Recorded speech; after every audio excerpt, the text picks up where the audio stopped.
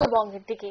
উত্তরবঙ্গের পাহাড় এবং সমতল দুক্ষেত্রেই কিন্তু ভারী বৃষ্টি, আর সেই ভারী বৃষ্টিতেই বর্তমানে দেখা গেছে যে জল ঢাকার নদী কিন্তু বাড়ছে। বন্যার আশঙ্কা তৈরি হচ্ছে। তিস্তা ও জল ঢাকা নদীর অসংরক্ষিত এলাকায় হলুদ সতর্কবার্তা জারি করা হয়েছে। জল বাড়ছে তিস্তা এবং জল ঢাকা নদীতে।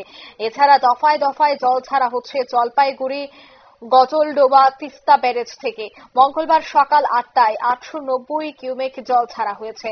তিস্তার মেঘলিগঞ্জ থেকে বাংলাদেশ বর্ডার অসংরক্ষিত এলাকায় হলুদ সতর্কতার পাশাপাশি NH-31 জল ঢাকা নদীর উপরেও অসংরক্ষিত এলাকায় হলুদ সতর্কবার্তা জারি করে দেওয়া হয়েছে।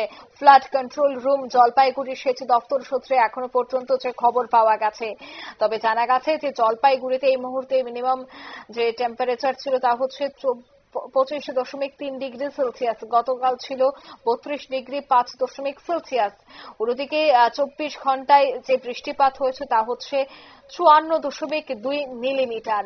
অর্থাৎ তিস্তার জল ধীরে ধীরে ফুসতে শুরু করেছে, আর তাতেই কিন্তু বন্যা পরিস্থিতি তৈরি হচ্ছে উত্তরবঙ্গের পাহাড় এবং সমতল। কারণ সামনেই রয়েছে দুর্গা উৎসব, আর দুর্গা উৎসবে অনেকেই ছুটিতে পাহাড়ে ঘুরতে পছন্দ করেন। তাই যারা পাহাড়ে ঘুরতে যাওয়ার প্ল্যানিং করছেন তারা কিন্তু অবশ্যই আবহাওয়ার দিকে একটু নজর রাখতে হবে। কারণ এই মুহূর্তে দার্জিলিং এও কিন্তু ধস নামার আমরা ছবি দেখেছি।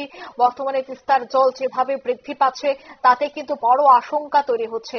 তাই সবটা বিষয় এবার যেহেতু প্রশাসনও নজর দিয়ে রাখছে, ঠিক অন্যদিকে আবহাওয়া দপ্তরের সমস্ত আপডেটের দিকে কিন্তু নজর রাখতে হবে। কারণ ইতিমধ্যে হলুদ সতর্কবার্তা জারি করা হয়েছে সম্পূর্ণ উত্তরবঙ্গে।